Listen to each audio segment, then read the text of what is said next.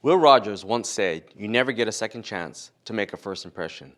That quote not only applies to meeting someone for the first time, but it also applies to real estate. When a home is placed on the market, ready to be greeted by buyers, the first impression is everything. Many homeowners spend weeks or even months preparing their homes before pounding in the for sale sign in the yard. Many install new carpet and paint throughout. Distress maintenance is addressed. The yard is spruced up with freshly planted flowers and a layer of topsoil. The goal is to get top dollar for a home. I'm Arthur Aldretti with REMAX with the November Housing Market Update, where we cover the latest projections and data for our local housing market. Yet the most critical first impression is the price of home.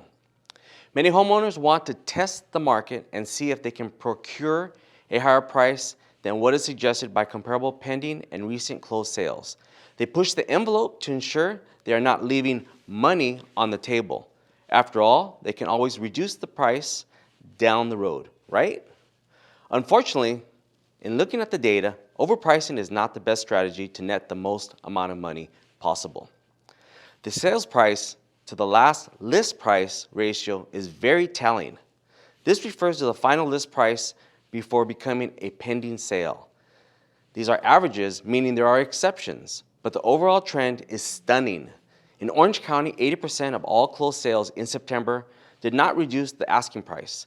The sales price to last list price ratio for these homes was 100.2%, meaning on average a home sold for a fraction higher than the asking price. A house listed at $1 million sold for $1,002,000, $2,000 above asking price. The median days on the market before becoming a pending sale was only 8 days, indicating that accurate pricing means way less time on the market. 11% of all closed sales reduced their asking prices between 1% and 4%. The sales to list price ratio for these homes was 97.5%. On average, it took 43 days to become a pending sale. A house that reduced its list price to $1 million sold for $975,000, a considerable $27,000 less than homeowners with no reduction. For homes that reduced their asking price by 5% or more, a surprising 9% of closed sales in September, the sales to last list price ratio was 95% after being on the market for over 2 months. A home that finally reduced its price to $1 million sold for $950,000. Everybody would agree that $1,002,000 is much better than $950,000.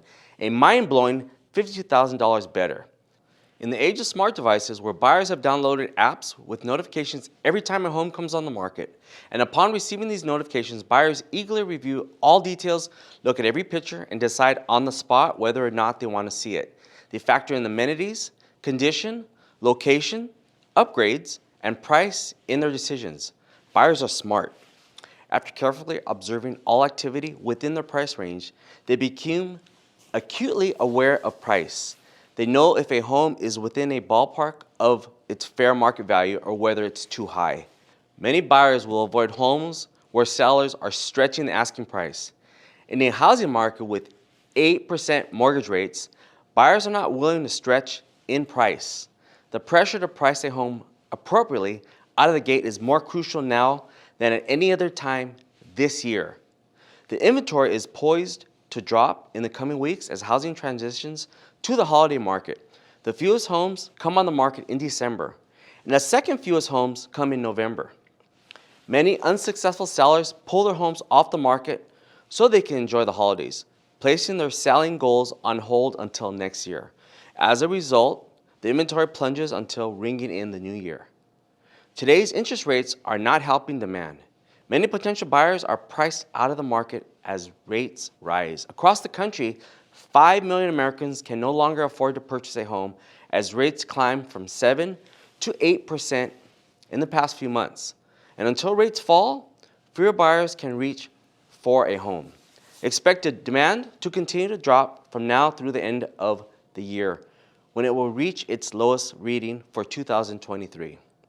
With demand falling faster than supply, the expected market time, the number of days to sell all Orange County listings at current buying pace, increased from 54 to 56 days in the past couple of weeks, its highest level since the start of February. Last year, the expected market time was 87 days, slower than today. The 3-year average before COVID was 85 days, also slower than today. In the past couple of weeks, the luxury inventory of homes is nearly unchanged, and luxury demand increased by 7 pending sales, up 4%, and now sits at 192. With inventory almost unchanged and demand rising slightly, the expected market time for luxury homes priced above $2 million decreased from 131 days to 126. Yet at 126 days, the luxury market is much more sluggish than the lower range, and luxury sellers must carefully approach the housing market.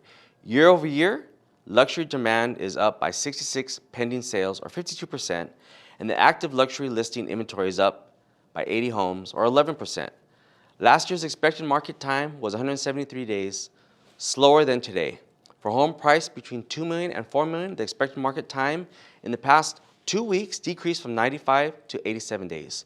For homes priced between $4 to $6 million, the expected market time increased from 171 to 175 days. For homes priced above $6 million, the expected market time increased from 326 days to 385.